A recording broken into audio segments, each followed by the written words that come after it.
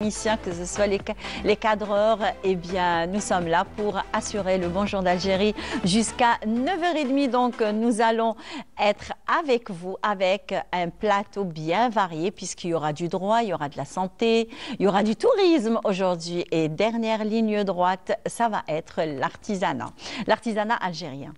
Eh bien, nous allons commencer comme d'accoutumé et comme la tradition l'oblige avec une belle chanson Jazair avec la belle voix de Bilal Larbi. On se retrouve juste après. يا بلاد انتي فيك الخير من بكري علامك طالع مات عليك رجال كتير بينا تفكر العين تدمع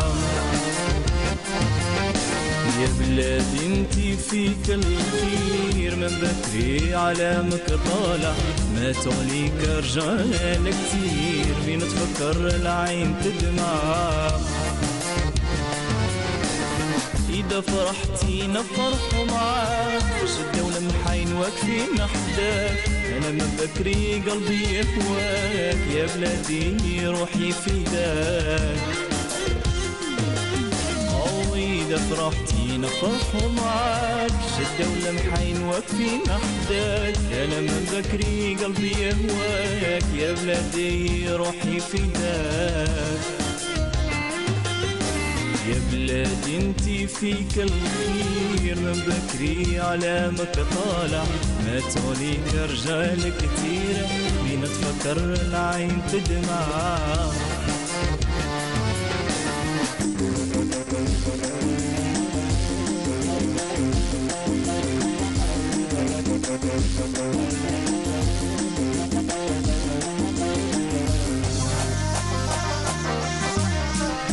الجزائر أرضك جنة بحور وصحراء جبال وويدان يا سكر ما يعرفوا للجنة أنا حمد ربي على ذا الأمان أو يا الجزائر أرضك جنة بحور وصحراء جبال وويدان يا سكر ما يعرفوا للجنة أنا حمد ربي على ذا الأمان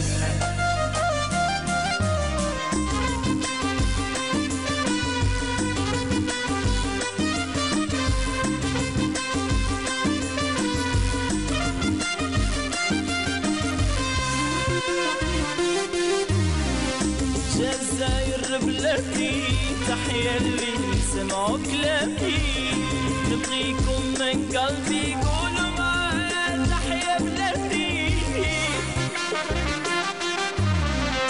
جزائر بلادي تحيا اللي Tahia Bladi, Tahia El Jazair, une très très belle chanson interprétée par une très belle voix d'ailleurs de Bilal Larbi. D'ailleurs, on a reconnu celui qui était au synthé des frères Ziani, c'est Abdelrahim, qu'on salue d'ailleurs et on espère le recevoir, pourquoi pas, un de ces jours ici même sur le plateau de Bonjour d'Algérie. Alors, comme je l'ai annoncé tout au début, nous avons la rubrique de droit, bien sûr, comme d'accoutumé et comme le veut la tradition, puisque aujourd'hui on va aborder une loi, alors on va dire des lois relatives à l'administration pénitentiaire et la réinsertion sociale des détenus. Alors une très bonne, on va dire un très bon sujet qui nous a été demandé et c'est pour cela que on va un petit peu débattre cette loi avec Djamila Saber, comme d'accoutumé. Voilà, bonjour. Bonjour, Hila. Ça va? Ça va. Il me faut un bon café, je crois, hein, pour bien me réveiller. Quoique je suis bien réveillée. Tout à fait, tout à fait. Ça va? Ça va, Vous allez bien? Bien, merci. Ben, ça va, on a été gâtés hein, par la pluie hier. Hein? Oui. Ça fait longtemps qu'on ne l'a pas eu comme ça. Tout à fait. Il était temps. Ah bah oui, bien sûr, il était temps. Alors, la loi relative à l'administration pénitentiaire et la réinsertion sociale des détenus. Alors, ce sont des lois qui sont régies par plusieurs textes législatifs. Donc, parlez-nous un petit peu de cette loi. Tout à fait. Qu'on ne connaît pas d'ailleurs. Très méconnue. Voilà, tout à fait. C'est exactement. une loi très méconnue. Ouais. Même les gens qui ont des enfants, des parents qui sont incarcérés, donc ils savent juste qu'ils sont incarcérés. Ouais. Ils connaissent pas leurs droits, et les droits des membres de leur famille qui sont incarcérés et tout ça. Et alors qu'il y a beaucoup d'avocats, certes. Alors l'incarcération, cette loi. La loi donc, concernant l'organisation pénitentiaire et la réinsertion sociale, ce qu'on appelle en arabe قانون تنظيم السجون وإعادة إدماج المحبوسين. Voilà, donc c'est la loi 0504 qui a été modifiée par la loi 2018. C'est une loi, donc il y a eu un plus, donc ça concerne justement, déjà on en a parlé, sur l'aménagement des peines. Mais là, on va parler de la loi surtout 0504 parce qu'elle est vraiment très intéressante. Il faut que le citoyen aussi, parce qu'on sait qu'il y a qu'il soit au courant quand même. Pas mal de familles. Et aussi qu'on montre aussi comment ça se passe, l'incarcération chez nous en Algérie au niveau, parce qu'on a des expatriés aussi qui ont des membres ici, incarcérés parce qu'ils ont commis des crimes lors de leur rentrée ou sortie ou pendant leur séjour en Algérie, et des crimes pas des moindres aussi. Et pourtant, d'ailleurs, ils disent que les incarcérés, les détenus en Algérie, ils sont très très bien considérés. Tout à fait. Oui, ils sont très très bien considérés. Hein. Et je vais le démontrer donc par ces lois. C'est des lois qui consacrent des chapitres aux droits des détenus. Voilà. Alors, il faut savoir déjà que, c'est-à-dire quand on parle de détenus, mahboussines, donc il y a trois genres de détenus. Il y a les détenus déjà qui sont détenus provisoirement. Donc, suite à un mandat, un jugement ou un arrêt. Donc, provisoirement, c'est-à-dire la durée, elle est de combien? ça dépend, c'est-à-dire que si c'est délictuel ou criminel ou une affaire qui est en instruction aussi. Donc, ce qu'on appelle la préventive. Donc là, c'est un jargon qu'on a. Ouais. Donc, et ensuite, il y a les détenus qui sont condamnés à une peine définitive. C'est-à-dire ces personnes-là ont épuisé tous les recours et leur arrêt est devenu définitif. Ce sont des crimes peut-être Possible, des crimes, des délits aussi, mais c'est-à-dire quand on épuise les recours, c'est-à-dire ils ont atteint le summum, quoi. Tout à fait. Quand on arrive à la Cour suprême, donc et les affaires sont retournées, donc où la Cour suprême ordonne, c'est-à-dire de revoir. De rejuger l'affaire ou de la classer carrément, et le jugement là où l'arrêt devient définitif, surtout l'arrêt devient définitif. Donc il y a cela. Il y a aussi, on a une frange de la société qui est un peu spécifique, donc ce qu'on appelle et qui fréquente ce qu'on appelle les établissements spécialisés. Il y a les mineurs, il y a les femmes. Oui. Voilà. Donc ils ont une autre considération, plus d'avantages, surtout les femmes enceintes. Oui. Parce qu'il y a des femmes qui sont condamnées et qui sont enceintes, donc elles peuvent... Alors, ces femmes enceintes peuvent garder leur bébé jusqu'à l'âge de 3 ans. Donc, dans le cas où elle veut le garder, dans le cas où elle n'a personne, c'est-à-dire... oui, pour le garder, elle fait comment après 3 ans? Alors, après 3 ans, donc, on le remet à sa famille, à la famille de la détenue, ou dans un établissement, c'est-à-dire de l'État, tout à fait. Donc, de l'État. Voilà, et ils sont pris en charge et tout ça. Même au niveau de leur détention, les enfants sont bien pris en charge. Hein. Et même la femme enceinte, elle est suivie. Et là, on va aborder un point très important parce que quand on parle des droits des détenus, il y a plusieurs points. Justement, oui. Plusieurs. Là, moi, je vais... Et comme on est limité par le timing... Donc, alors, quels sont les principaux droits des détenus? Alors, les principaux, déjà... Les incarcérés, quoi. Tout à fait. Quand on parle de détenu, on pense qu'il est enfermé, alors il est coupé du monde et que personne ne le voit, juste les gardiens. Non, alors que c'est faux, c'est non. Et pourquoi? Je vais vous dire pourquoi. Ces détenus ont des droits. Alors, premier droit, donc il a le droit de faire des recours. Il est informé par le greffe de l'établissement pénitentiaire, donc c'est-à-dire il informe de ses droits s'il y a des recours à faire, des jugements et tout ça. Donc il y a ça, il est visité par son avocat, il a droit à la visite de son avocat, il est du parloir. Des fois, il y a des rapprochements pour les femmes et les mineurs. Il y a ce qu'on appelle le rapprochement des liens familiaux et tout ça. C'est des parloirs rapprochés.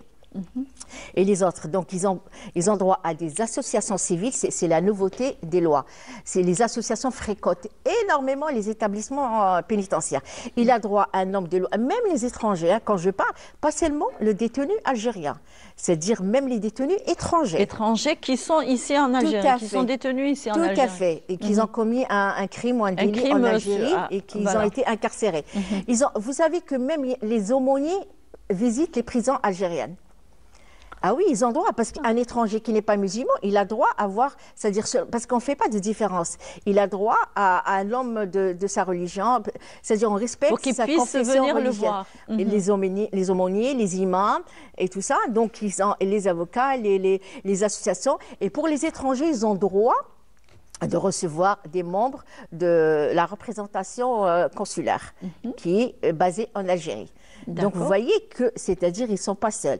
Et ce qui est aussi important aussi, donc il a droit surtout à la prise en charge médicale. Ça, c'est très important. Oui. Concernant la prise en charge médicale, alors il est ou suivi au niveau donc de l'établissement pénitentiaire. Oui. Il a déjà à son entrée. Il est suivi psychologiquement? Oui. Donc déjà, quand il est en garde à vue, on va commencer par la garde à vue. Avant d'être présenté devant un procureur, il doit subir une consultation médicale. Donc, pour voir s'il a été bien traité, il n'a pas souffert, s'il n'a pas des pathologies physiques ou autres. Donc, il est suivi. Il y a un certificat médical qui est délivré et ensuite, il est présenté. Et quand il arrive au niveau, ce qu'on appelle communément la prison, c'est-à-dire l'établissement pénitentiaire, oui. il est consulté par un médecin et un psychologue. D'accord. Donc les deux. Ensuite, donc à sa sortie aussi de son incarcération, aussi il est consulté, il est par un médecin, un psychologue, et pendant tout son séjour, pendant cette incarcération. Et dans le cas où son problème il est plus grave, donc ce qu'on appelle l'extraction de ce détenu vers un hôpital, c'est-à-dire spécialisé et public. Voilà. Donc, et au niveau des hôpitaux, là, on a ce qu'on appelle, eux, ils appellent communément le pénal, ce qu'on appelle le pavillon pénal. Donc, il est réservé aux détenus. D'accord. Voilà, donc ils subissent des interventions chirurgicales et pas des moindres des fois, hein, attention. Il y a certains détenus aussi qui souffrent de pathologies, c'est-à-dire de maladies contagieuses. Donc, ils les mettent en quarantaine. Tout à fait. Des fois, il y a certains détenus qui ont le VIH. Aussi. Des fois, il y a le cancer qui se déclenche pendant leur séjour ou quand ils sont incarcérés, ils ont déjà cette maladie, ils ont suivi aussi, ils sortent, donc ils sont emmenés vers les hôpitaux pour des radiothérapies ou des thérapies, chimiothérapie et tout ça. Ils sont très bien pris en charge. Oui, voilà. Je ne savais pas que c'était comme ça. Si, c'est pour ça que je vous ai dit, c'est une loi qui est méconnue. Oui. Même par les parents des détenus et tout ça. Donc, ils sont suivis, ils ont même le dentiste, Alors, et quand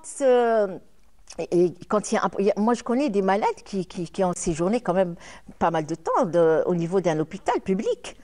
Voilà, donc ils étaient très bien suivis parce que ils ont subi des interventions chirurgicales ou pour des.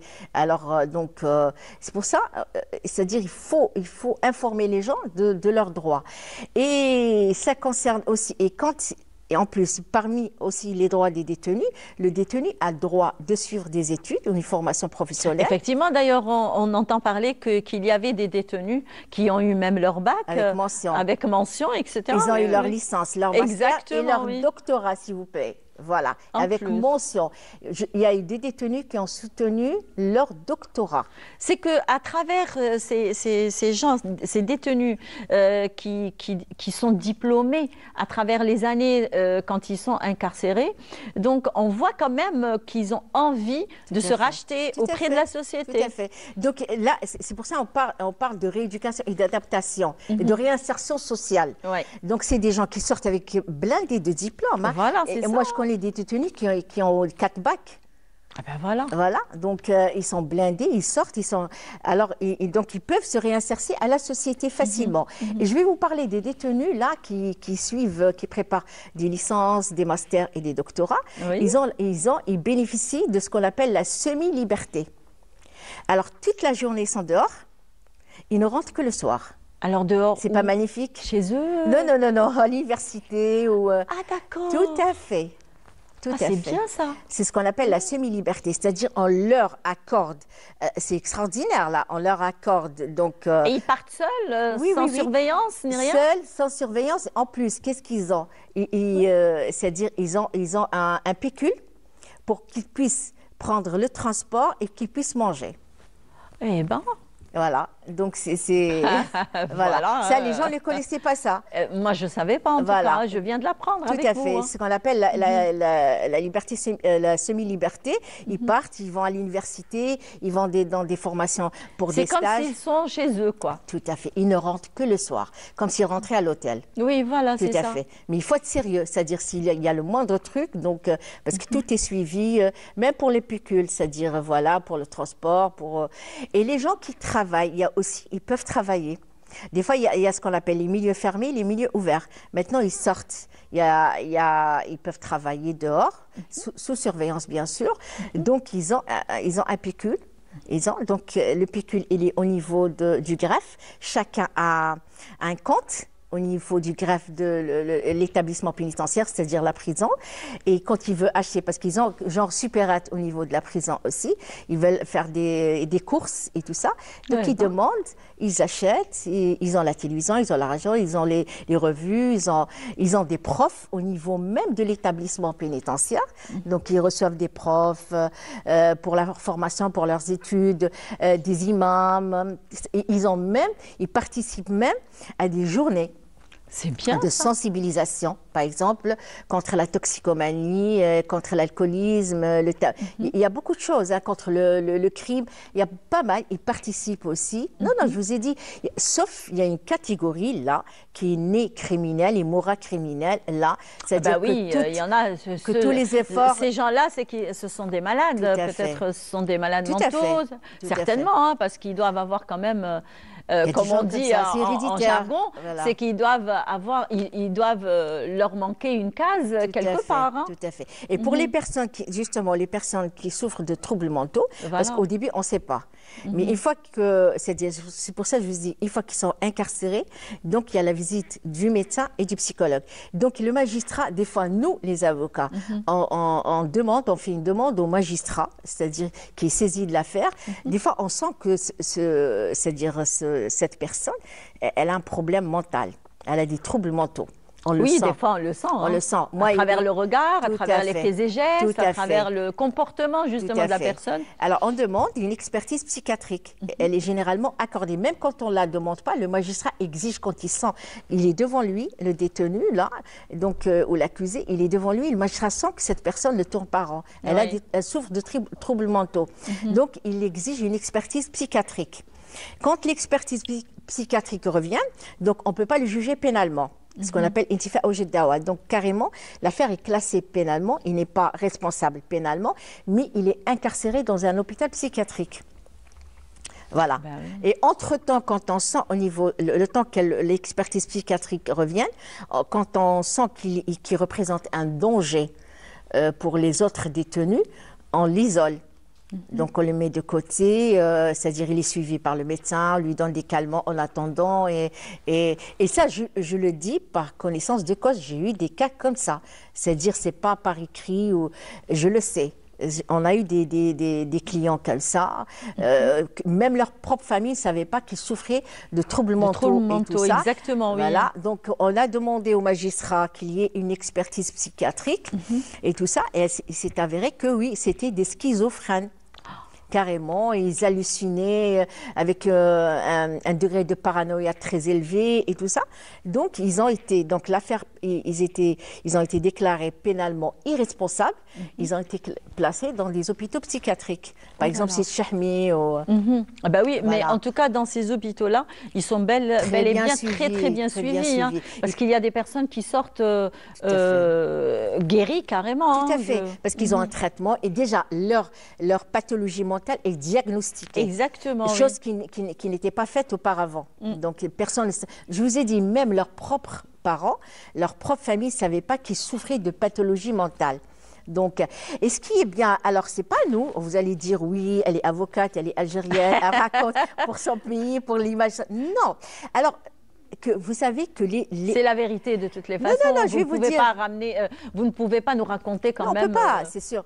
Déjà, on a une probité morale. Exactement, Déjà. Voilà. oui. Alors, je vous ai dit que les établissements pénitentiaires en Algérie, on n'est pas les seuls à les fréquenter, ou c'est pas seulement le ministère de la Justice ou la Direction générale de l'organisation des établissements pénitentiaires et la réinsertion sociale. Non, il y a des organismes internationaux qui visitent nos établissements. Ah ben oui. Alors je vais vous dire un petit peu pour qu'ils y aient voilà. un œil sur cela. Tout à fait. Il y a des rapports annuels, il y a des rapports comme partout dans le monde. Tout à fait, tout à fait.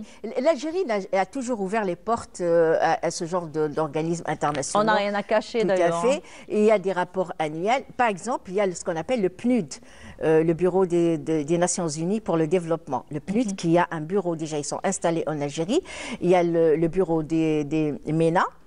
Et il y a l'organisme international pour la réforme pénale.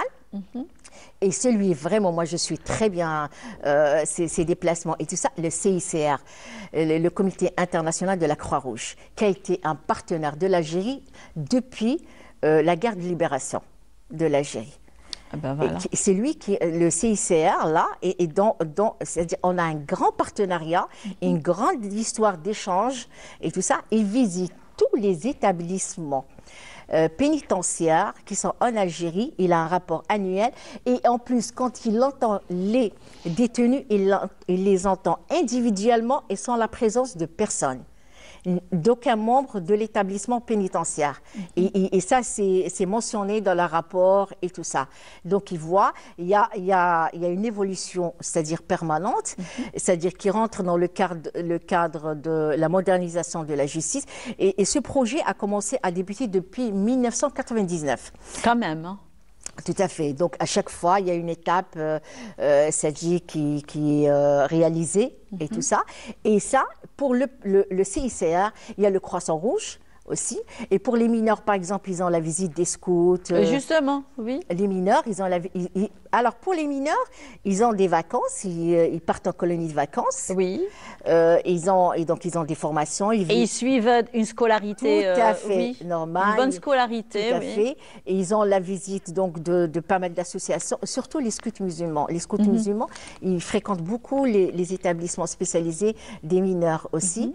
Il y a beaucoup de mineurs qui sont rattrapés, parce que les mineurs, c'est jeune, donc ça commet des erreurs et tout ça. Oui, bien sûr. Voilà. Donc, il faut bien Il y a des détenus de 13, 14, 15 ans. Tout à fait. Hein, donc, alors là...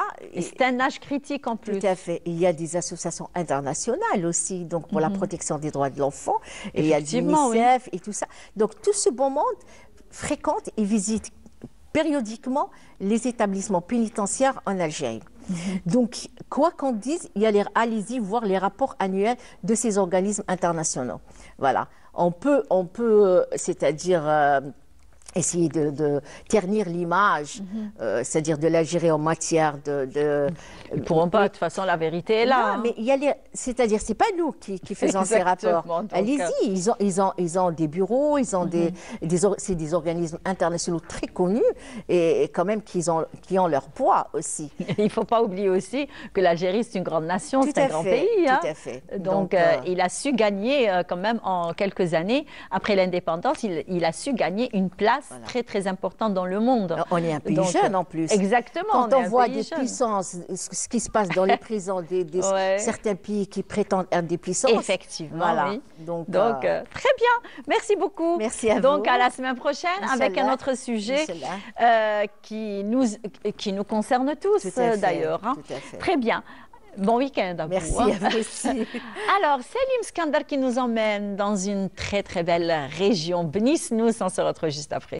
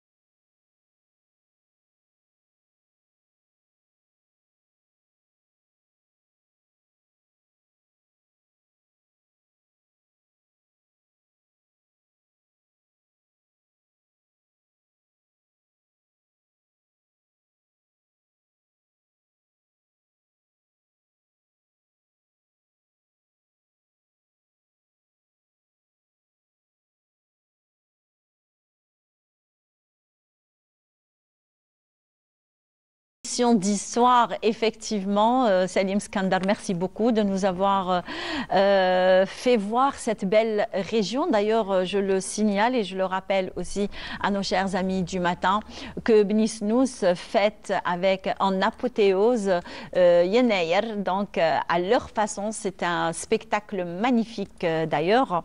Donc, sans plus tarder, ça parlera aujourd'hui à la rubrique santé de la grippe saisonnière. Donc, c'est une grippe quand même qui inquiète beaucoup de monde. Donc, nous avons avec nous docteur Abbessia Gherbi. Bonjour, vous êtes médecin généraliste. Exactement. Ça veut dire qu'on est bien tombé. Hein. Ah oui. Très bien. Alors, la grippe saisonnière, qui n'est pas, d'ailleurs, qui est très, très différente des années précédentes. Donc, pourquoi la grippe saisonnière cette année est aussi virulente que les années précédentes? On doit expliquer que le virus de la grippe, chaque année, il mute. Se mute, il présente des variations génétiques. Alors, à chaque fois, il y a un nouveau virus qui se propage. Donc, on ne sait pas sa virulence, des fois. Et des fois, ce n'est pas question de la virulence du virus, comme elle est. C'est surtout le cas de l'immunité réduite de la personne. C'est la virulence du virus s'aggrave avec les personnes fragiles, avec vraiment des malades qui ont une immunité réduite, qui présentent des maladies chroniques, qui présentent aussi des affections cardio-respiratoires ou pulmonaires. Tout ça, des obèses, des diabétiques, tout ça, vraiment, ça entraîne une grippe très forte. Justement parce que cette année quand même, il y a des personnes qui sont atteintes de grippe et qui sont au lit jusqu'à presque un mois. Donc c'est trop long pour un mois, non? Oui, c'est la plupart du temps, on va expliquer au début qu'est-ce que ça veut dire la grippe. Il y a la grippe qui est due au virus de la grippe. Le virus de la grippe, c'est le virus influenza. On a aussi le syndrome grippal. Le syndrome grippal, il est dû à d'autres virus qui se propagent actuellement, qui se trouvent toujours... Par-ci, par-là. Oui, ils se trouvent toujours dans notre nature. Et le pourcentage ou le taux de contamination augmente surtout en hiver et en printemps. La fin d'automne. En hiver et en printemps. On a, exemple, les virus qui entraînent le syndrome grippal, comme le VRS, c'est le virus respiratoire syncytial, et aussi le HMPV, le virus actuel, c'est le métapneumovirus humain. Aussi, on entraîne une symptomatologie similaire à celle de la grippe. Justement, parce qu'on en parle beaucoup de ce variant, on va dire, si j'ose dire. Non, c'est un virus à part. À part, donc ça n'a rien à voir avec la Covid. Non. Il n'a pas à avoir aucune relation avec le Covid. Le Covid, c'est un virus à part. Les variants de la grippe qui sont nombreux, ils se modifient chaque année, sont comme le H1N1, le H5N1, il y a plusieurs classes de virus de la grippe. Et aussi, on a dit le HMPV, le HMPV et le VRS. Alors parlez-nous un petit peu de ce HMPV. Parce que déjà, le monde est en train de paniquer vis-à-vis de ce HMPV. Donc, déjà, la Chine, il a commencé en Chine. Non, la Chine, la particularité de la Chine, qu'elle diagnostique le virus lui-même. Ça veut dire, à travers une symptomatologie, elle cherche quel virus cette catégorie de malades est atteinte. Donc, elle cherche la plupart... elle cherche avec des tests. C'est pour ça qu'il y a le pourcentage qui est augmenté. Ça veut dire qu'elle trouve que cette symptomatologie est due à ce virus, et ce virus-là de HMPV, et n'est pas dû à un autre virus. C'est un virus très ancien qui a été identifié en 2001. Il était identifié en Europe, malgré il était identifié en Europe, même pas en Chine. C'était en 2001. C'est dans des échantillons respiratoires pour des enfants qui n'ont pas trouvé d'agents pathogènes comme une bactérie. Ils ont trouvé ce virus. Il est bénin, il est plutôt avec une symptomatologie très banale, mais ça s'aggrave chez les âges extrêmes. C'est les gens fragiles, c'est les gens qui ont des maladies chroniques. Ils présentent une manifestation plus ou moins grave. Alors, quels sont ces symptômes? C'est la symptomatologie, comme on a dit, le syndrome grippal. Toujours, il ressemble vraiment au rhume et à la grippe. Toujours la congestion nasale, la fièvre, les courbatures, les douleurs musculaires et articulaires. Ça ressemble un petit peu au Covid. Les maux de gorge. Ça ressemble un petit peu au Covid, docteur. Oui, tout ça, on dit ça, c'est la symptomatologie grippale avec des manifestations respiratoires. Oui. On doit comparer ça. La grippe, c'est dû au virus de la grippe. Tout simplement. C'est une entité à part. La symptomatologie grippale, il y a des milliers de virus qui font la symptomatologie virale. Même les virus de l'enfance, comme la varicelle, comme la rubéole, comme la rougeole. Toujours exactement. commence par une symptomatologie grippale et après, puis la manifestation cutanée et dermatologique. C'est toujours ça. On commence par une grippe, plutôt une symptomatologie grippale, avec un syndrome grippal, et puis elle évolue cette infection avec des atteintes cutanées, avec les urticaires, les plaques ou les boutons qui apparaissent dans le corps. Oui, c'est toujours ça.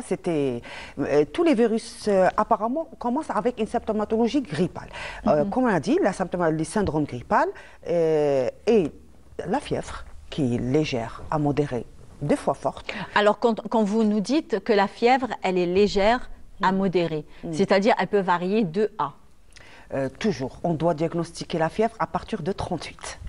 Très bien. Moins de 38. Donc, à partir de 38, on commence un petit peu à s'inquiéter quand même. Non, ce n'est pas question à s'inquiéter, mais on va dire que c'est une fièvre. D'accord. Une fièvre. La fièvre modérée, c'est entre 38 et 39. À partir de 39,5 et 40 et plus, c'est une fièvre forte et grave. Exactement ça. D'accord. Alors, et parce que cette année quand même, la grippe est arrivée un peu plus forte que d'habitude, virulente que d'habitude. Donc, est-ce qu'on a gardé le même traitement par rapport aux années précédentes? Je crois que les virus, avec le changement génétique et leur mutation, je crois qu'ils sont plus ou moins virulents, pas trop. Mais je crois que c'est avec notre observation que c'est l'immunité du corps qui est réduite. Surtout pour avec le mode de vie actuel, on parle du stress oxydatif du corps. Avec ce stress oxydatif, le corps s'affaiblit. Et le corps s'affaiblit, donc n'importe quel agent pathogène, comme un virus banal, va entraîner des dégâts. Plus ou moins, on parlera de ça, des dégâts dans le corps. Des fois, ça développe, comme le HMPV, ça développe des fois un sifflement. Des fois, ça ressemble à un asthme, où elle va développer une bronchite ou une pneumonie, alors que c'est un virus. Et avec cet affaiblement, avec cette réduction de l'immunité, va entraîner que d'autres agents pathogènes, comme des bactéries vraiment virulentes, très graves, peuvent s'introduire dans le corps et se manifester avec d'autres manifestations. Et des fois, c'est 2 à 3 agents pathogènes à la fois. Ce n'est pas que le virus lui-même qui va entraîner. Oui. C'est avec cet affaiblement du corps et l'immunité réduite, d'autres agents pathogènes comme les bactéries ou d'autres virus virulents ils peuvent s'installer rapidement. Oui, simultanément. Et facilement en plus.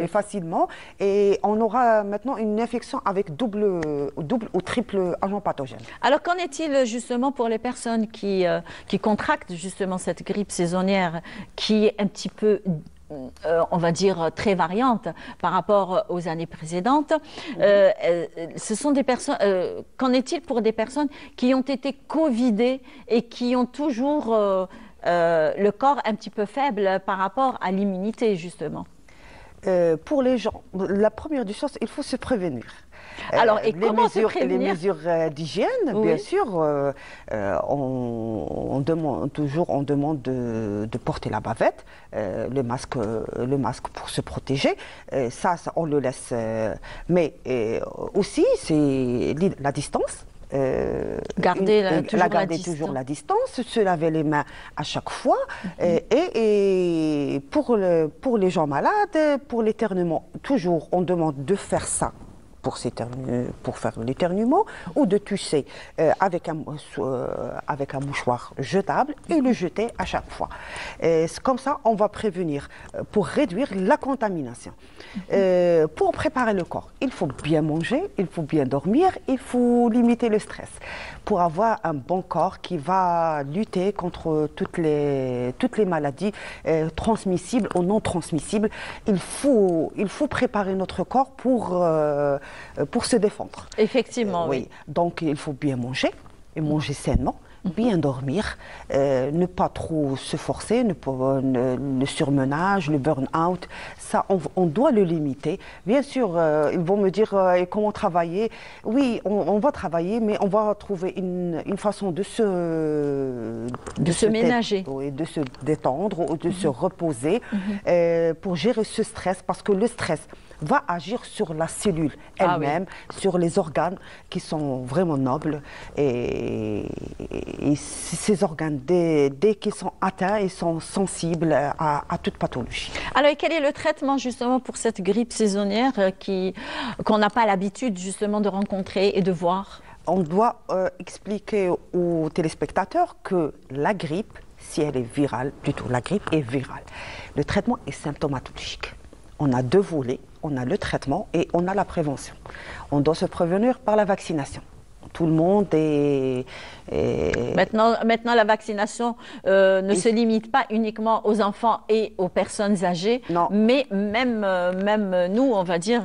Oui, on sollicite tout le monde, on sollicite toute la population qui présente les maladies chroniques ou pas, de se vacciner. Ce n'est pas trop tard actuellement? Non, parce que le pic, on n'est pas encore arrivé au pic de l'épidémie, parce que c'est une épidémie, et on doit être vacciné. On a le droit de vacciner jusqu'à mars. Parce que donc ça oui, on a le droit. Et se vacciner dès aujourd'hui, on préfère. Alors, le volet de la prévention, c'est par la vaccination. Et les mesures d'hygiène, la distance et le masque et se laver les mains. Alors, le traitement. Alors, attendez, on va faire juste une toute petite halte avant de passer au traitement. Donc, comment préparer son corps justement à la vaccination? Parce que, par exemple, moi, je commence à tousser un petit peu, ou alors un tout petit écoulement nasal, on va dire. Il faut s'examiner. Premièrement, on passe au médecin, on s'examine, Je voulais arriver à ça justement. Oui, on examine, on passe à la consultation et le médecin va différencier si c'est une grippe ou soit c'est un petit rhume ou c'est une allergie. Parce qu'on doit expliquer aux gens de sortir tôt au froid ou travailler le soir, ça provoque une allergie, vraiment le coup de froid, vraiment il fait des maux de gorge, le écoulement nasal, un peu de tout, des fois sans fièvre. Ces symptômes sans fièvre, des fois c'est une allergie respiratoire ou juste allergie, une rhinite ou une petite pharyngite qui n'a pas, on ne trouve pas un agent pathogène, on ne trouve pas un virus. Et donc, c'est des traitements symptomatiques avec des sprays nasales, des antihistaminiques qui va réduire cette symptomatologie et on peut se vacciner normalement. Normalement. Oui, et là, si le médecin trouve que c'est une infection, il va juste retarder quelques jours, c'est juste que l'amélioration de l'état général du malade et on passe à la vaccination pour se vacciner. Des fois, on trouve des malades et nous disent que on s'est vacciné du virus de la grippe, on a fait le vaccin antigrippal, mais on a tombé malade. Alors, je vais vous dire, moi je l'ai fait. Alors, depuis le premier jour où j'ai fait le vaccin, pendant une année, chrono, alors j'ai été malade pendant une année. Alors, comment expliquez-vous ça? Non, non. Peut-être que j'étais malade et puis j'ai fait le vaccin sans le savoir, non? Non, non, non, non, non, non, rien à voir. Pour être malade, une année, c'est une c'est beaucoup. C'est des signes chroniques, c'est une chronicité. Donc, c'est une allergie qui s'est développée dans cette période d'un agent, je ne sais pas, quel agent allergène qui a provoqué, qui a déclenché ces manifestations. Deuxièmement, il y a d'autres agents pathogènes qu'on a dit, d'autres virus qui entraînent la symptomatologie, un syndrome grippal comme le VRS. Le VRS, ça existe depuis longtemps. Déjà, on commence à faire la vaccination au niveau des hôpitaux pour les enfants très fragiles qui présentent des atteintes cardiaques ou problèmes ou d'autres maladies graves. Alors, on vaccine le VRS maintenant au niveau des hôpitaux parce que vraiment, ça réduit l'hospitalisation des enfants. Vraiment, il entraîne des manifestations très graves, vraiment des bronchiolites, des pneumonies. Et vraiment, c'est le coup et le malade est traîné dans les petits enfants sont traînés. Et maintenant, il y a une vaccination de le VRS. On a dit aussi le HMPV. Il entraîne des symptômatologies qui ressemblent à l'asthme et ça réduit, on traite et ça réduit. Et toujours, le traitement, comme on a dit, ça reste symptomatologique. C'est en cas d'une surinfection bactérienne qu'on va traiter par les antibiotiques. Et la surinfection bactérienne, ça veut dire une fièvre qui dépasse 7 jours. D'accord, ah bah oui. Toute fièvre qui est moins de 3 jours, c'est une infection virale. Toujours, on demande aux mamans et on demande aux gens qu'il faut se patienter. Il faut se patienter en observant cette fièvre, combien elle va dérouler. Si elle déroule plus de 3 jours, donc on va passer à l'infection virale et on va faire des bilans pour confirmer plutôt l'infection bactérienne ou surinfection. Et on va faire des bilans et des radios pour confirmer cette infection bactérienne et on va la traiter. On va la traiter selon l'agent pathogène ou selon la bactérie, et on va la traiter par un antibiotique précis. On doit insister sur l'automédication. Vraiment, il y a sur l'antibiotique. Ah oui, très mauvais. Dès le premier signe, une congestion nasale ou un écoulement ou un mot de tête, il commence à avoir l'antibiotique à la pharmacie.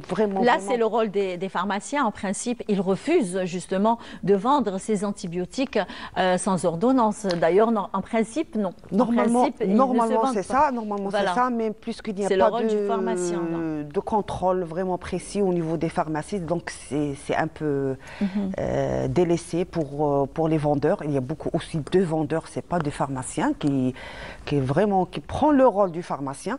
Et c'est ici, il se trouve ici en Algérie, ça existe beaucoup. C'est un autre volet qu'on doit pas. Oui, ça c'est une autre paire de manches, comme on dit. Mais ici, on parle aux malades qu'il ne doit pas prendre des antibiotiques sans avis du médecin. Et maintenant, on ne traite pas. Comme moi, j'ai eu une grippe la semaine passée, j'ai pris aucun traitement.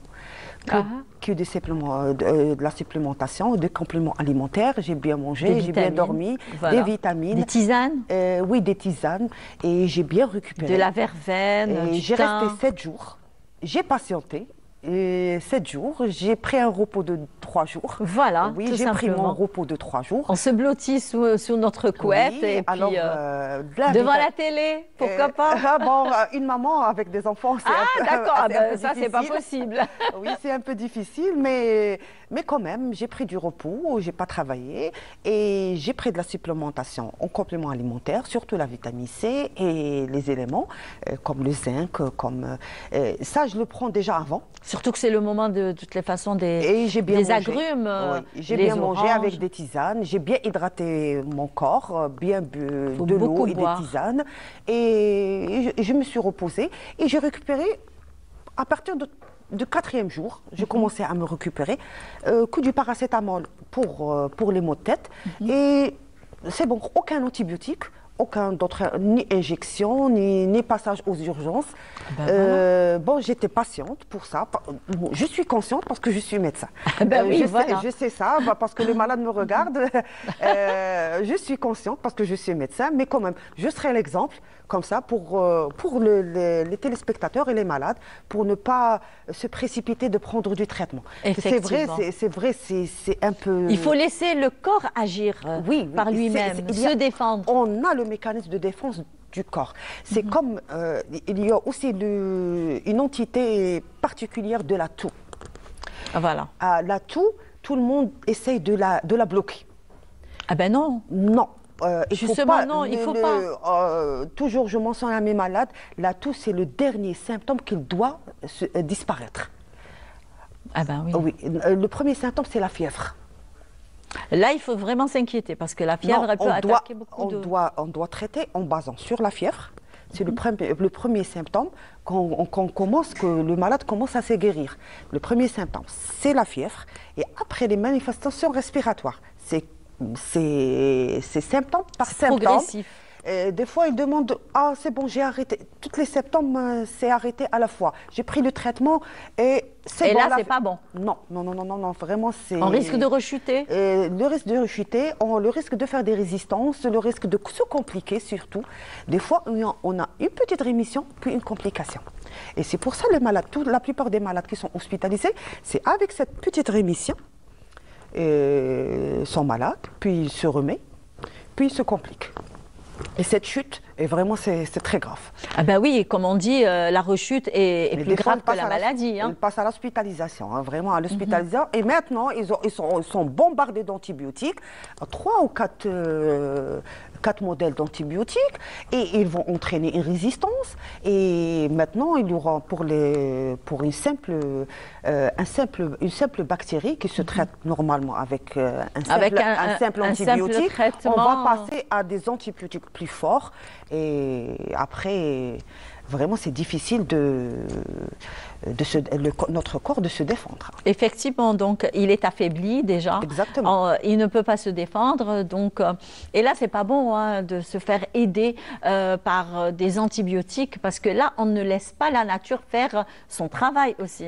Et son corps faire son travail. Pour moi, je donne le conseil à mes malades et aux téléspectateurs, il faut préparer notre corps. Pour se défendre. Comment? Bien manger. Comment le préparer? Bien manger. Ouais. Manger sainement. Une bonne alimentation. Et limiter le stress. Le stress, ne pas trop se fatiguer. Même se fatiguer, c'est bien de travailler. D'ailleurs, le stress, il fatigue le cœur, il fatigue le foie, il fatigue, il fatigue la cellule du corps elle-même. C'est en miniature, en nano. La cellule qui compose notre corps, on est composé de milliards de cellules. Cette cellule se stresse. Et ce stress, elle devient très fragile et elle se casse. Et on peut développer avec le temps des cancers ou d'autres maladies chroniques. Effectivement, oui. Donc, il faut préparer ce corps pour se défendre. Donc, se préparer, de bien manger et de bien dormir et de bien se reposer. Effectivement, oui. Et faire de l'activité physique pour ne pas être rigide. Déjà, actuellement, on ne dort pas assez, déjà, jusqu'à 2h, 3h du matin, on est obligé de se réveiller. Moi, je ne trouve pas l'explication pourquoi dormir jusqu'à 2h, 3h du matin, à part qu'ils travaillent. Pour les gens qui font des gardes ou font des permanences, je ne trouve pas l'utilité. Ils restent connectés sur le net, d'ailleurs, alors que... Aucune utilité. C'est pas bon pour la vue, c'est pas bon pour la santé mentale, ce n'est pas bon aussi pour la santé en général. Oui. Donc rester jusqu'à... Il faut une dépendance, déjà il y a une dépendance, effectivement. Oui. Il y a une dépendance. Et si on mange bien, on doit se supplémenter avec les compléments alimentaires. Et la nutrition, maintenant, il y a un grand volet pour la nutrition, la nutrithérapie.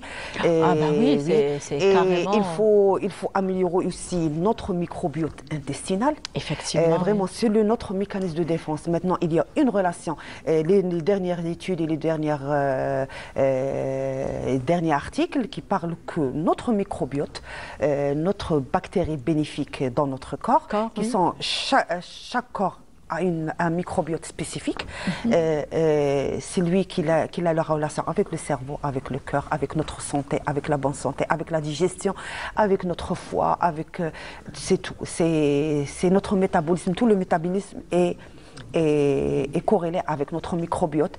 Donc on prend sainement de notre microbiote, ça veut dire ne pas manger des aliments transformés et ultra transformés, et les boissons gazeuses, les boissons toxiques. Je parle de boissons toxiques. Moi, effectivement, oui, ce sont des je ne parle pas de boissons gazeuses toxiques. Au jus, je parle de boissons toxiques. Effectivement, tout boisson dans une boîte, c'est un boisson toxique. Avec modération, le café et le thé, 3 tasses. Par jour? Oui, on peut passer, je crois, 3 tasses par jour. Je suis dans la limite, ça va. Oui, 3 tasses par jour, c'est bénéfique. Le café est bénéfique, mais on ne peut pas dépasser la limite. Le thé aussi, il est très bénéfique. Il faut savoir comment manger sainement. Et... Surtout que c'est la saison des fruits et légumes. Bien sûr. Donc, bien sûr. on a actuellement les cardes, c'est très bon pour la santé. On a les choux-fleurs, on a le chou, on a les aubergines, aussi, on a les fruits. Alors là, il y a tout. Surtout les et oranges. À la portée de tout le monde. Et les oranges, je le préfère. kilo d'orange, il est à 80 à 100 dinars. De 80 à 100 dinars. La clémentine, la même chose. Oui. Les pommes à 250 dinars, donc ça va quand même. C'est à un prix à peu près abordable quand même. Oui, si on va comparer avec le coût, pour les gens qui achètent leur sandwich et leur tacos à 600, 700, 800 dinars, ça peut aller jusqu'à 1000. On fait le minimum, 500 dinars. Ouais. Si on achète une banane avec une pomme, ça sera 50 dinars, 60 dinars. Une pomme, on prépare un petit... Une bouteille d'eau. Une bouteille d'eau. On prépare une petite salade variée avec une macédoine ou avec du riz, comme on choisit, avec une petite portion de protéines, soit viande, soit viande maigre, soit ou poisson, soit des œufs. Surtout que nous, on est un pays où il y a beaucoup de poissons.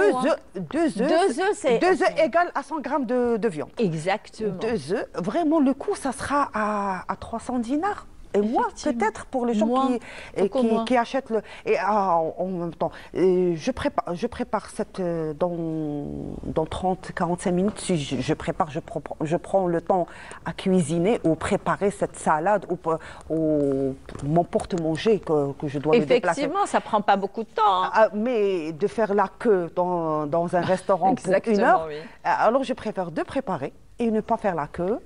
Et manger des aliments quand même très gras et c'est pas bon pour la santé aussi. Je profite du temps de faire la marche, de faire une petite activité physique, de faire journalière d'ailleurs. Oui, de faire la queue dans un restaurant, dans un fast-food.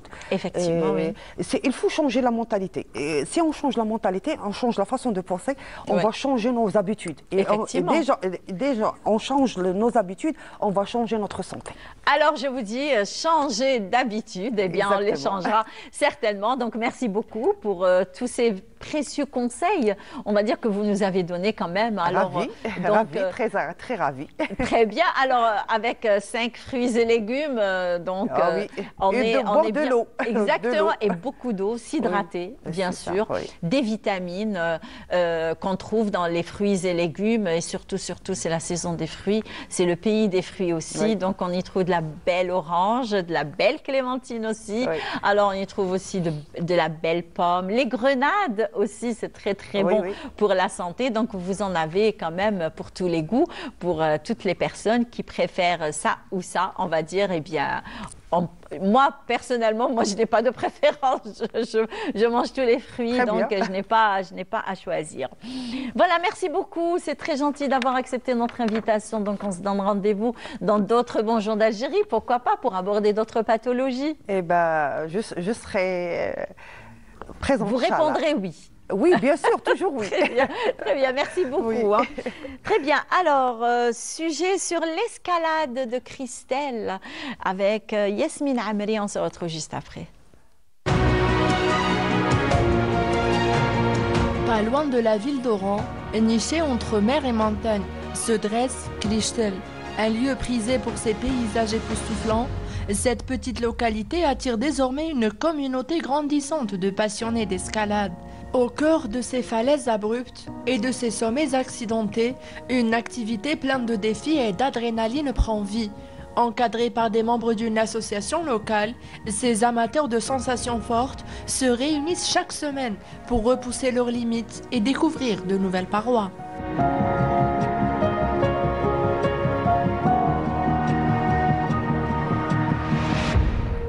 l'escalade, c'est un sport qui se pratique en montagne. Il consiste à se déplacer de point A à point B. Bon, il n'y a pas des prérequis bien spécifiques. C'est qu'il faut juste avoir de la volonté et l'esprit sportif pour pouvoir bénéficier de cette discipline qui se pratique ici à Christel. Je suis très intéressée par tout ce qui est aventure, sensations fortes et tout. J'ai déjà fait la tyrolienne avec ce groupe ADD. Tout ce qui est escalade, tyrolienne, adrénaline en général, je suis très intéressée et j'aime bien. Pour les initiés, Christel est une destination idéale.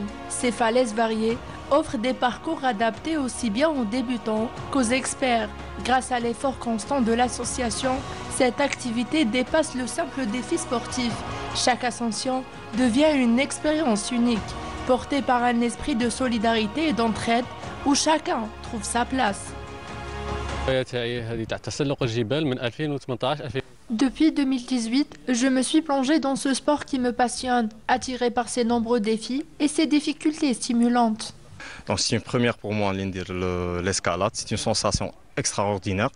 Inch'Allah, cette fois-ci, j'ai grimpé le sommet, la prochaine fois, Inch'Allah. Ça sera mieux, Inch'Allah. Le rôle de notre présence dans notre association, c'est de guider les personnes, c'est de leur montrer le matériel, consiste à quoi, comment on l'utilise pour une meilleure utilisation tout en sérénité. Je conseille les gens, surtout les amateurs les sports extrêmes, à venir essayer cette expérience. Ça fait monter l'adrénaline et ça fait aussi surmonter les peurs. L'escalade à Christel, c'est bien plus qu'une simple activité sportive. C'est un rendez-vous avec la nature, un défi contre soi-même et une aventure humaine qui fait la fierté de toute une région.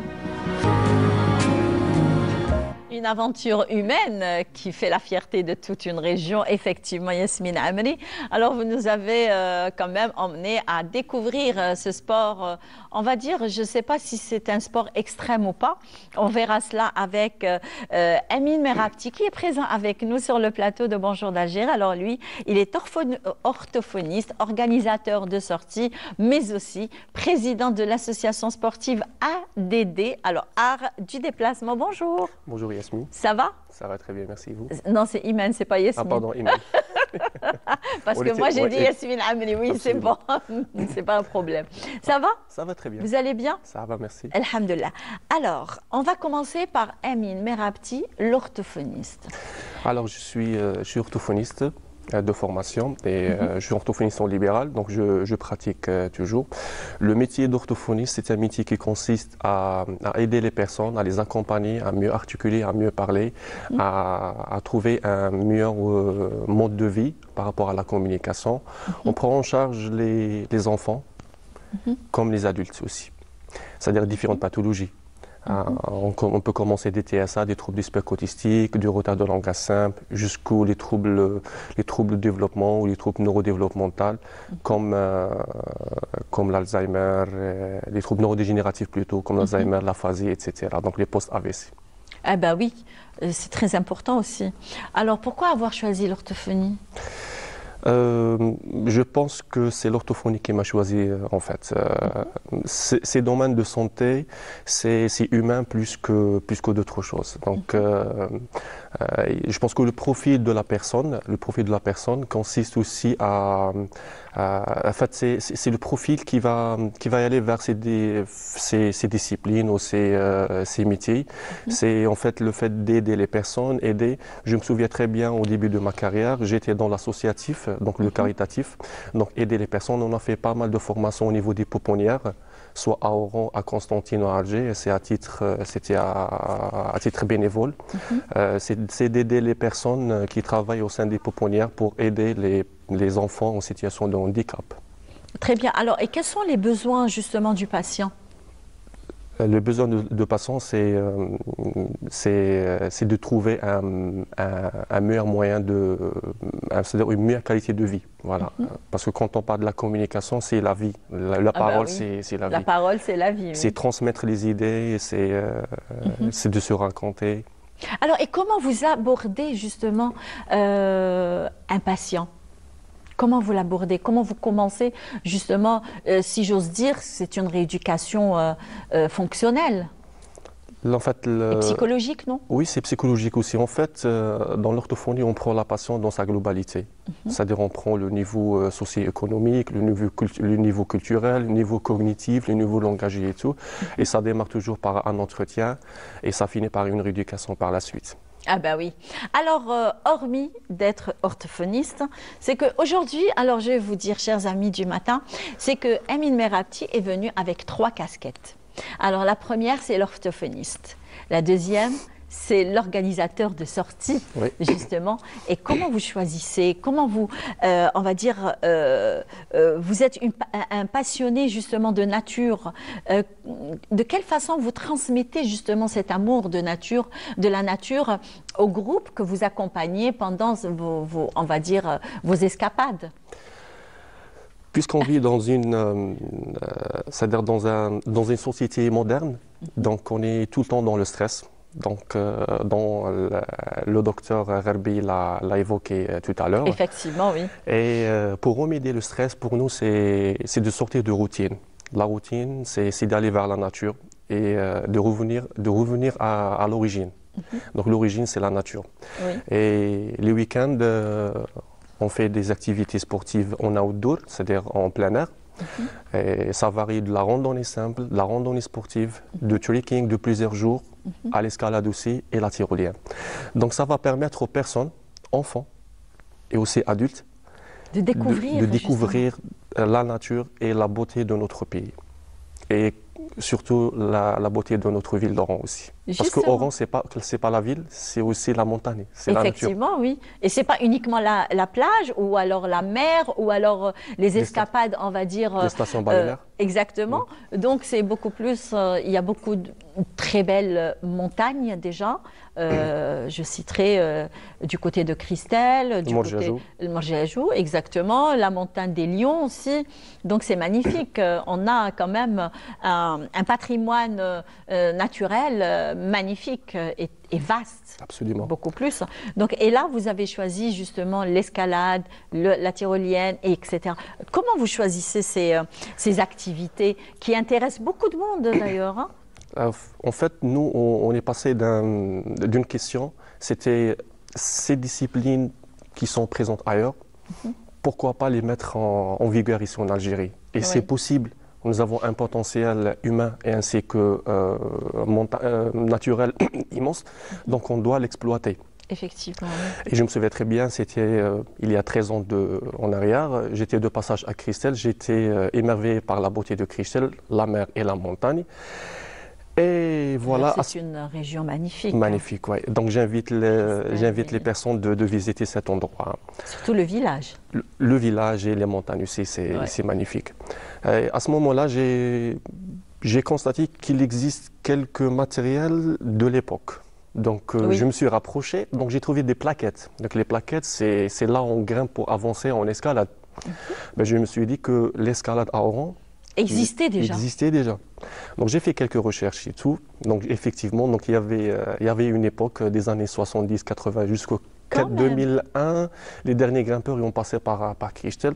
Donc ce qu'on a fait, l'association ADD, l'art de déplacement dont je suis le président. Justement, oui. Elle n'a pas créé l'escalade, mais elle a renouvelé l'escalade et elle a donné l'âme à l'escalade à Oran. Un nouveau souffle. Un nouveau souffle, exactement. Un nouveau départ. Un nouveau départ, et c'était 13 ans en arrière. Et depuis 13 ans, donc l'association a été créée pour entamer l'association. Justement, j'allais vous poser la question. Quand est-ce que vous avez créé justement et décidé de créer une association, l'art du déplacement. Du déplacement. Alors, voilà, moi j'allais dire du développement. Je ne sais pas pourquoi. Bon, l'art de déplacement, l'objectif, c'est le développement du sport urbain. Donc j'étais pas loin quand même. C'est pas loin. Donc le développement du sport urbain et sport de montagne. Le choix, c'était des disciplines qui sortent de l'ordinaire, des disciplines qui sortent de collectifs, des disciplines qui sortent des sports individuels, et de créer d'autres disciplines. Parce qu'on part d'un principe que la variété des sports, ça va travailler la variété et l'ouverture d'esprit aussi. Et aussi faire et travailler la connectivité avec la nature, c'est-à-dire choisir le sport et la nature et les mélanger. Effectivement. Donc l'association a été créée officiellement en 2014. C'est une association sportive, art de déplacement. L'objectif, c'est de développer les sports urbains ainsi que le sport de montagne. Dans les sports urbains, nous avons le parcours, la slackline, nous avons les sports de montagne, l'escalade, la randonnée pédestre. En fait, toutes les disciplines qui se pratiquent en outdoor, même le trail, c'est courir en montagne. Et donc, nous avons des athlètes qui sont présents à un niveau national et international maintenant.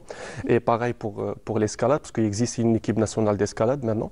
Et une fédération spécialisée. Ça, c'est très intéressant. Là. Et en fait, pour l'escalade, ce n'est pas uniquement sportif, parce que nous avons des athlètes, comme nous avons des adeptes et des amateurs. Effectivement, oui. Des femmes, des familles qui peuvent venir et essayer l'escalade.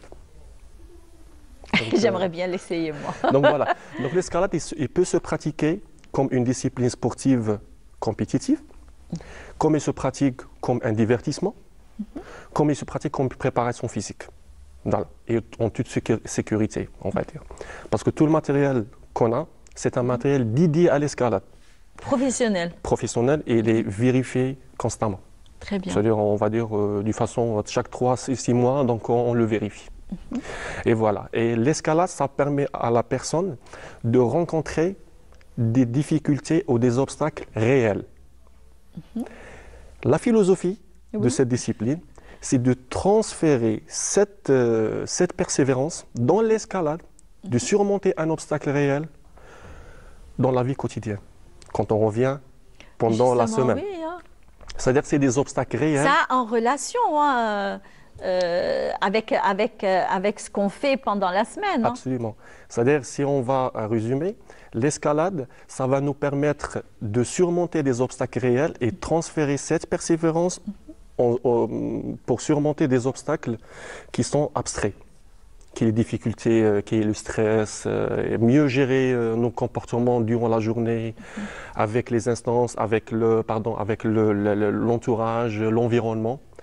Et c'est une philosophie, c'est-à-dire que c'est un esprit physique et aussi mental. Et d'ailleurs, nous avons un petit proverbe qu'on dit qu'un esprit serein dans un corps fonctionnel. Peu importe l'activité, peu importe la discipline que tu fais, il faut que tu bouges. Quand tu bouges, oui. Tu vas mieux garder la santé. Une bonne santé. Une bonne santé, un bon moral. Et ça, c'est sûr, oui. Donc, on va faire la liaison entre tout cela. Et je trouve qu'il y a un lien très important et étroit entre l'orthophonie, mon métier, et aussi l'escalade. Et vous proposez à vos malades de faire de l'escalade, de faire des randonnées, on va dire, avec vous pendant le week-end? Oui, j'allais... Moi, je pense, hein, je pense que oui. Hein. J'allais laisser le point au dernier, ce point au dernier... Je vous ai devancé. Oui, il n'y a pas de souci. Non. En fait, le prochain objectif, et je lance un appel de ce plateau, je vais le dire, c'est-à-dire... oui, il n'y a pas de souci, c'est avec plaisir. C'est de trouver un point commun entre les personnes en difficulté et le sport. C'est-à-dire on va essayer de créer un pôle, notamment sportif et rééducatif en même temps. C'est-à-dire que guérir à travers le sport. À travers le sport. Et mettre le sport en évidence au profit des difficultés. Mais il y en a beaucoup qui le font. D'ailleurs, on dit que, ça, je vais le dire en arabe,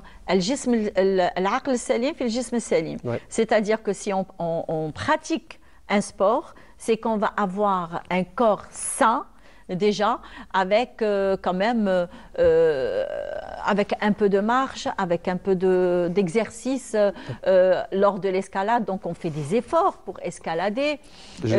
J'ai des patients qui sont chez moi au cabinet et qui sont chez moi le week-end. Donc voilà.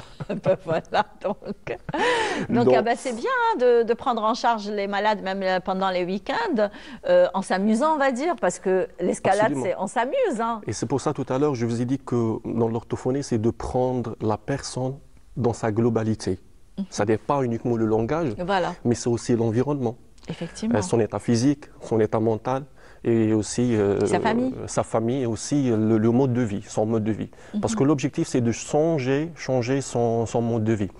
Quand on parle de famille, les familles viennent c'est-à-dire en état de détresse. Là, ils ont des difficultés, donc on doit les prendre en charge. Voilà. Donc le patient et aussi la famille.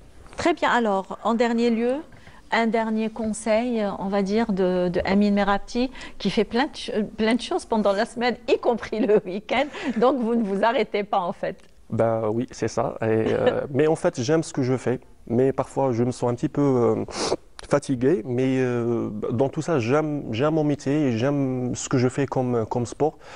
Mon objectif final, c'est de transmettre et transférer les valeurs, les bonnes valeurs.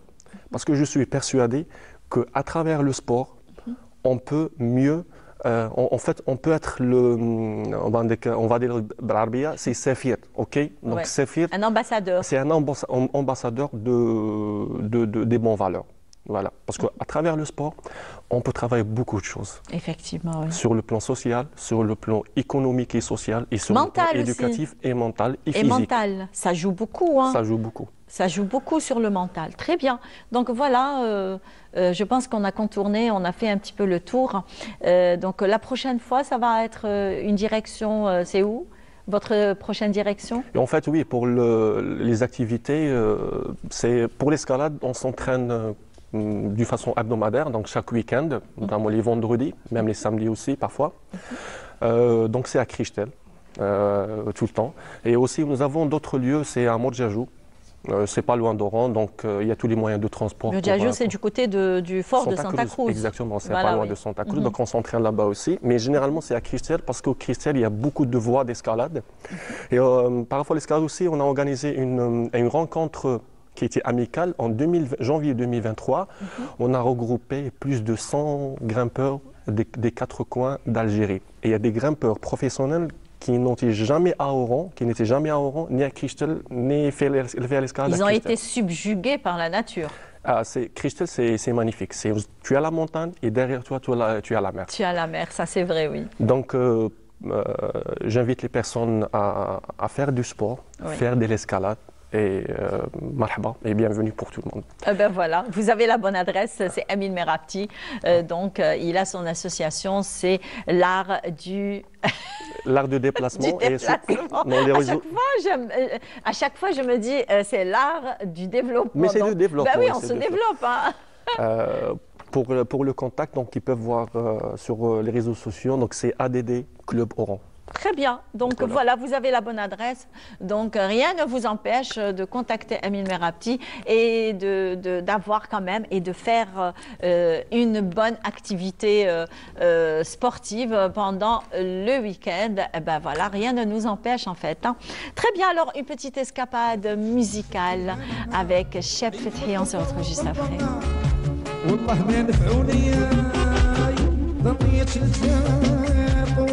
من بعد عشرتنا حبيبي والفص عيبة الفراق طيح ليا عندي معاك دراري صغار يا اللي نسيتينا ومعاك ذكريات ما ننساك ما تنسيني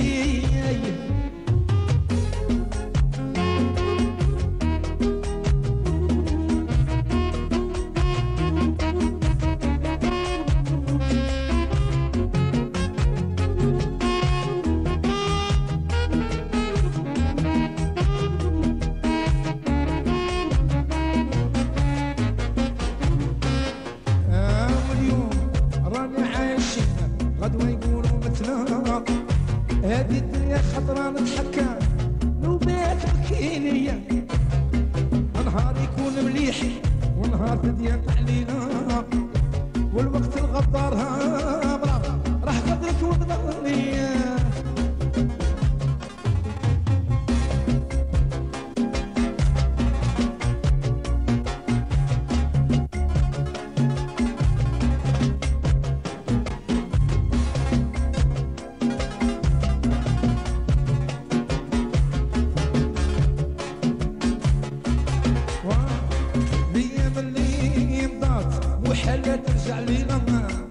واللي فات خدعني يا واللي جاي خوفني عليك درت المحال وكتبت معاك اكبر محنه في الشده والضيق غير انا يا اللي بغيتيني ما ضليتش نتفارقوا من بعد عشرتنا حبيبي الوفا صعيبة الفراخ طيحني عمي معاك تخاش تكفار يلي خسيتينا ومعاك ذكريات ما ننساك لا تنسيني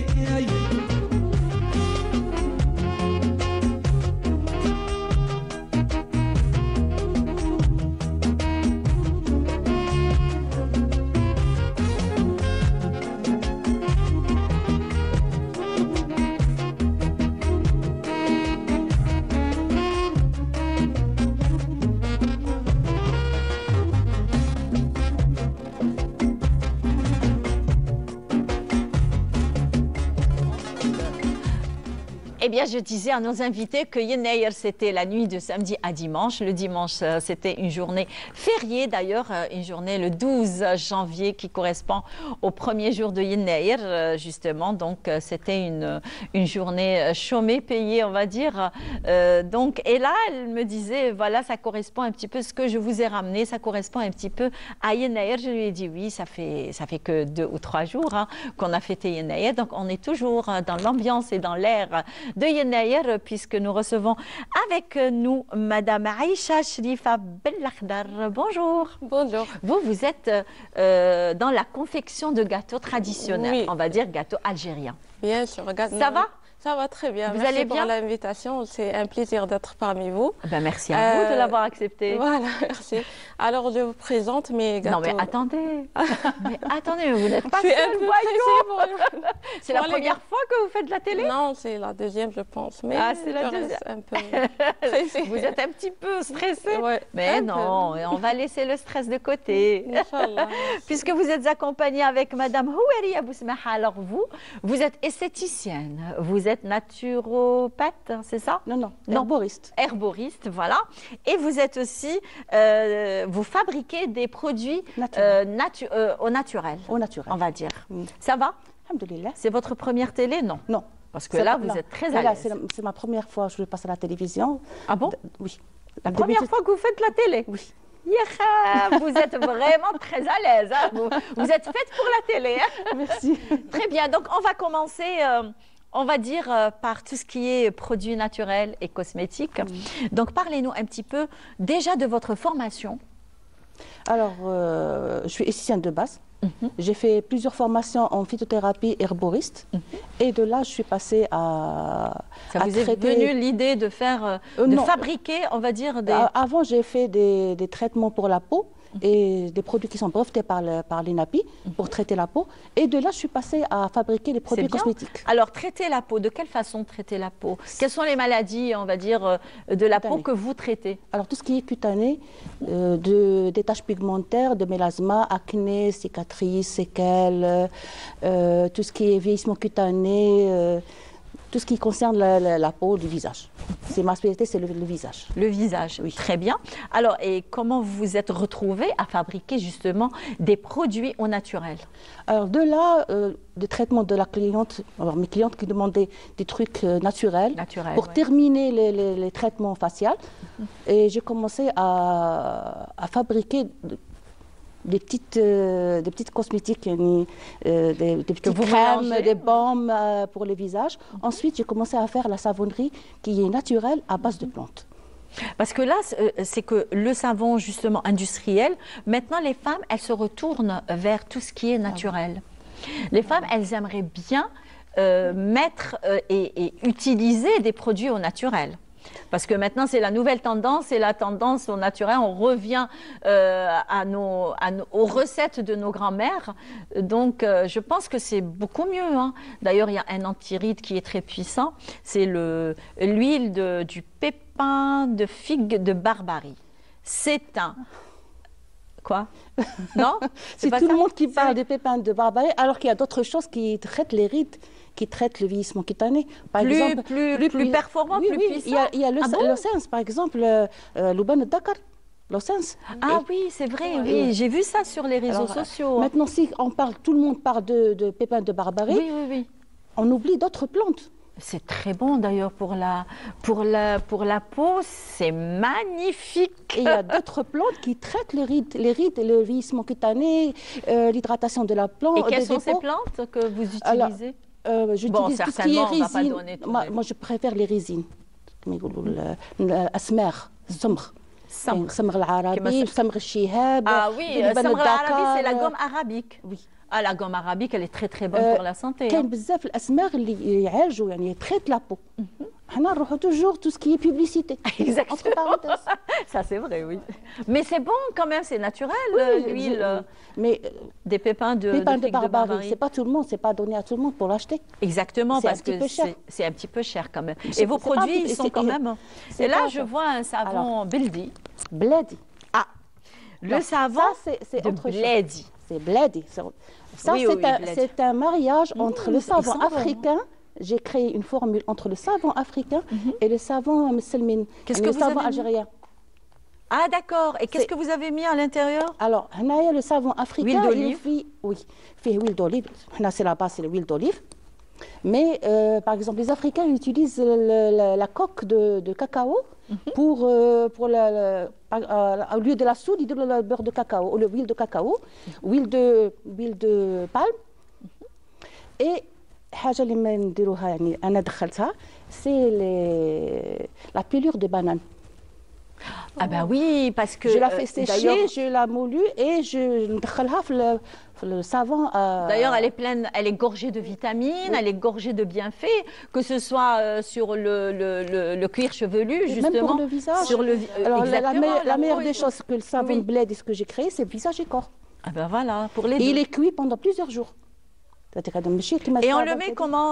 On se lave là, dans le bain, un peu le corps ou le visage en gant parce que c'est plein de plantes. Oui, voilà, donc c'est un bon gommage pour tout le corps. C'est un très bon gommage. Il est éclaircissant, hydratant. En plus de ça, ça fait ressortir tout ce qui est cellules mortes. Et avec ça, vraiment. Et là, c'est que je suis shampoing dur. Justement, je suis tombée sur le shampoing dur. D'ailleurs, c'est la nouvelle tendance. Et c'est très très bon pour le cuir chevelu, contre les justement, et c'est très très bon contre la chute de cheveux, parce que très hydratant. Exactement, très hydratant. Et puis c'est très très bon. Il n'y a pas d'agent justement nocif aux cheveux ni rien du tout. Donc là, c'est très bon. Ça, c'est aussi c'est à base de la menthe soufi. Il y a de la menthe. Et même l'huile que j'ai, c'est moi qui fais des macérations d'huile. J'achète pas. Je fais des macérations d'huile. C'est plein de plantes. Tout est naturel. Oui, c'est donc apparemment vous les avez utilisés ces produits. Oui, alors j'ai utilisé le savon Bledi. Masha'Allah. C'était pour c'est ma deuxième boîte la dernière fois que Masha'Allah. Les savons, même essayer de la crème hydratante, les baumes à lèvres, Masha'Allah. Alors, puisque vous nous parlez justement des produits au naturel, donc parlez-nous un petit peu de ce que vous faites. Alors, parlez-nous un petit peu de la relation entre Aïcha, Chérifa et bien sûr les gâteaux traditionnels. Bien sûr. Alors, je suis la 4e génération qui fait des gâteaux traditionnels. Ah, c'est de famille alors. Voilà. Alors, voilà. Là, je comprends mieux. Voilà. Mais c'était moi les kharjet le marché, un petit projet. Alors aussi, نجيب لي غاتو تاعنا تراديسيونيل ونديرهم في كيما كانوا زمان بكري فوالا لا فاصون دو نو غرومير كيما المعكره الكعك تاع وهرن. Justement, je vois le معكره ici. Voilà. Donc je ne sais pas si notre réalisateur Samir Hamidi qui puisse zoomer sur ça pour qu'on puisse montrer. Voilà, c'est à l'antenne. Voilà. Donc le معكره c'est ça. Alors le معكره c'est quoi déjà? semoule grillée. Semoule la fine, la moyenne, la grosse. La moyenne de préférence. Très bien. تاع المقرود. تاع المقرود voilà. Très bien. مع التمر الغرس يكون نعجنوه مليح ولا ودهن de préférence تاع العرب pur. الدهن تاع العرب. Où est-ce qu'on peut le trouver en fait? Alors كاين pour le moment راهم كاينين. Très bien, d'accord. عندنا même الغريبية. Al-Ghribia, bien sûr, qu'on appelle ici dans la région d'Oran le Monte Cao. Monte Cao, oui. D'ailleurs, c'est à base de farine, l'huile et sucre glace. Oui. Ça va, hein? Très bien. Très bien. Donc, avec un peu de cannelle, le goût de la cannelle. Voilà. وحلوة الطابع, c'est obligé في nos fêtes, l'Aïd. On le dit exactement. Madame, elle a dit c'est un gâteau traditionnel oranais, effectivement, qu'on appelle à Oran torno. Torno, bien sûr. Torno, voilà. D'ailleurs, il est très bien, hein, très bien fait. Il est très bon. Il est très bon, d'accord. Plein de vanille ou alors du zeste de citron, vanille, zeste d'orange. Voilà. Même le cac, le cac, c'est... Le cac de Wahran, l'incontournable. Voilà. Il ne ressemble à aucun cac. C'est vrai. C'était un très bon cac d'ailleurs qu'on fait lever 2 ou 3 fois d'ailleurs. Je me rappelle quand on était petite, donc c'était des nuits entières à laisser voilà. Surtout donc, les nuits. Exactement. Les nuits, c'est pour ça que voilà. après moi je me disais que peut-être c'est très difficile de faire et c'est très long pour le cac. Je n'ai jamais compris pourquoi il le laissait lever toute une nuit. J'ai pas compris. Alors, donc je ne sais pas, avec le levain, c'est ça? C'est ça. Alors لازم يريح une nuit باش كي يطيب يكون كي نحلوه تكون فا لاباط تاعنا تكون خفيفه تكون فوالا تكون ليجا ومام يقعدوا كيما نقولوا حنا الشنان الجلجلان يطلقوا فيه كاع هذوك وي سي تري بون فوالا يطلقوا تري بيان باش كي تاكليه تقعد هذيك النسمه تاع هذاك لو بون du cac. D'ailleurs c'est le secret du cac d'Oran. Donc et là je vois que vous avez fait quand même des gâteaux modernes. Prestige. Alors on a des petits gâteaux tamine d'ailleurs.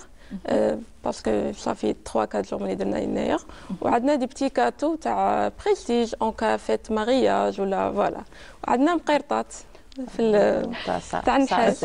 Je vais vous dire, alors c'est ce qui a attiré mon attention tout au début, tout à l'heure quand elles se sont installées. Alors le macaroud qui est alors chauffe tout petit مقرطات ماشي même pas مقرطات c'est une bouchée. Voilà. C'est une bouchée et ça c'est une bonne idée hein, de le présenter en petite bouchée. Voilà, même في les mariages عم يحطوا هكا des petits هكا. Exactement et dans un d'ailleurs dans un on va dire comme احنا نقولوا له فوارن البيدو تاع الحمام. C'est très beau, c'est très joli. Donc et là il y a même des dattes fourrées. Tamine d'ailleurs bien sûr. Alors dattes fourrées à pâte d'amande. C'est l'essentiel نديروهم في n'importe quelle occasion نديروا les dattes fourrées. Effectivement pour Ramadan. Voilà. D'ailleurs, Ramadan, c'est dans 1 mois et demi, 2 mois. Voilà. Donc, en principe, nous, on prépare des dattes fourrées. Donc, et moi, personnellement, je préfère les dattes fourrées comme ça, traditionnelles.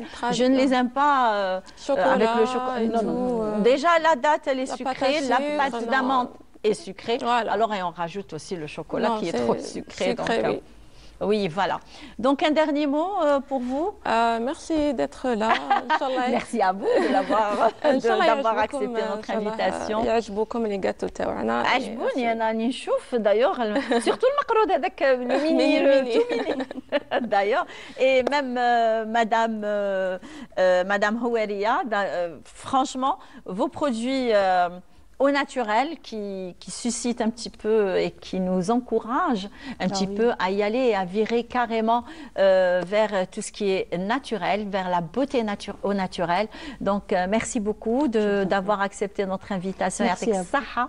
Donc certainement on va encore vous rappeler pour encore une fois nous ramener d'autres produits, pourquoi pas, et vous aussi hein, d'ailleurs. Marhaba bikom. Merci d'avoir accepté notre invitation. Alors quant à moi, chers amis du matin, chers amis de Canal Algérie, je vous laisse avec les programmes de votre chaîne Canal Algérie. Je vous donne rendez-vous la semaine prochaine, le mercredi prochain, la même heure, la même station, la même ville, c'est de Wahran. Je vous souhaite de passer un bon week-end. Ciao.